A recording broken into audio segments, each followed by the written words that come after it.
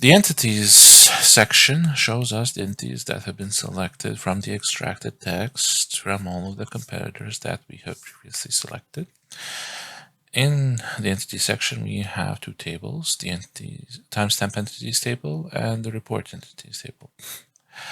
Timestamp entities shows the entities that have been selected based on competitor count threshold, salience threshold, and entity word count thresholds for one specific timestamp. Report entities shows us all the entities collected thus far for each timestamp. Now, first we're going to focus on the timestamp entities table.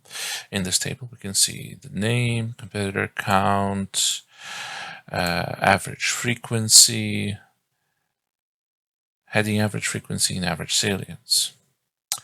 Competitor count represents how many competitors are using this specific entity. We can click on the information box here and see which of these are using this entity, and we can click on them to visit the URL, like so.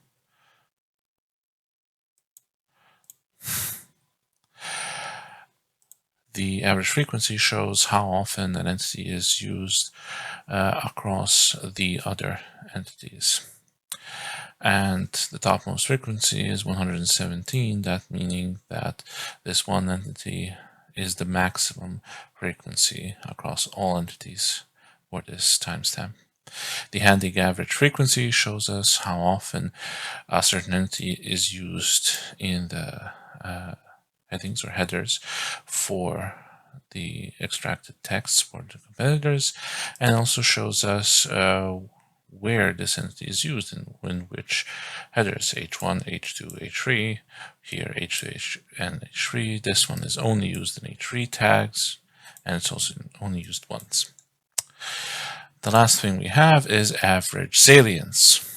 Salience expresses the importance of a term or expression, or in this case an entity, inside of a larger text. The greater the salience value, the more important or central that entity is to the topic at hand. So for example, if we have a topic of Bitcoin, then the term cryptocurrency would be very salient to that topic.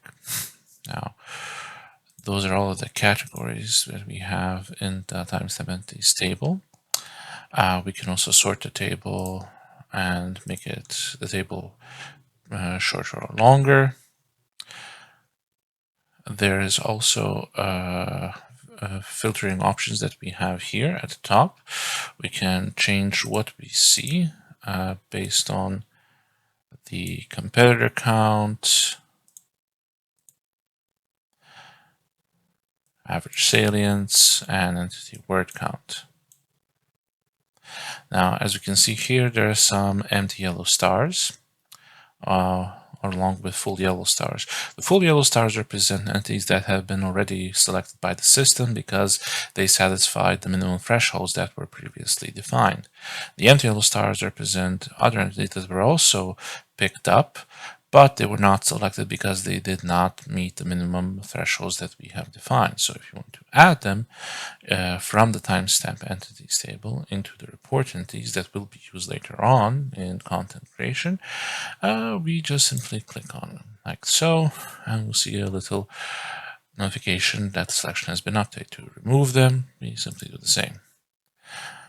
And that's it basically.